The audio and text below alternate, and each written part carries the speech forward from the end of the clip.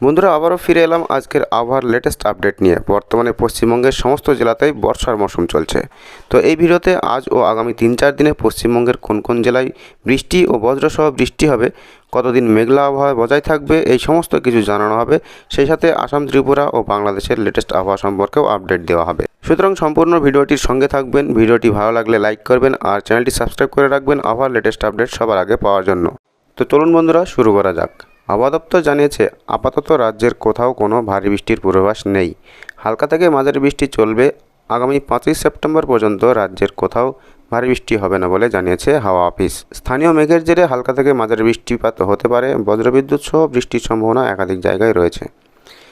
যেহেতু বর্তমানে নিম্নচাপের অবস্থান বাংলার উপকূল থেকে দূরে সরে গিয়েছে, তাই ভারী বৃষ্টি হবে না এ রাজ্যে।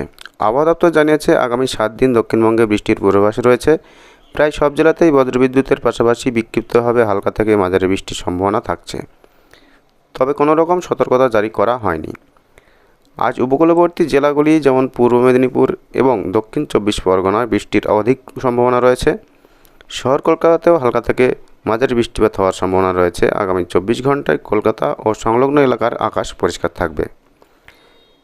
সেভাবে বৃষ্টির পূর্বাভাস নেই। নগরীর সর্বোচ্চ তাপমাত্রা থাকতে পারে 34 থেকে 35 ডিগ্রি সেলসিয়াসের আশেপাশে।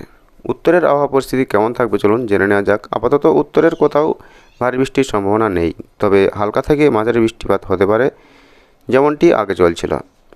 এদিন বজ্রবিদ্যুৎ সহ বৃষ্টির সম্ভাবনা রয়েছে উত্তরবঙ্গের দার্জিলিং, জলপাইগুড়ি, কোচবিহার, কালিম্পং, আলিপুরদুয়ার জেলায়।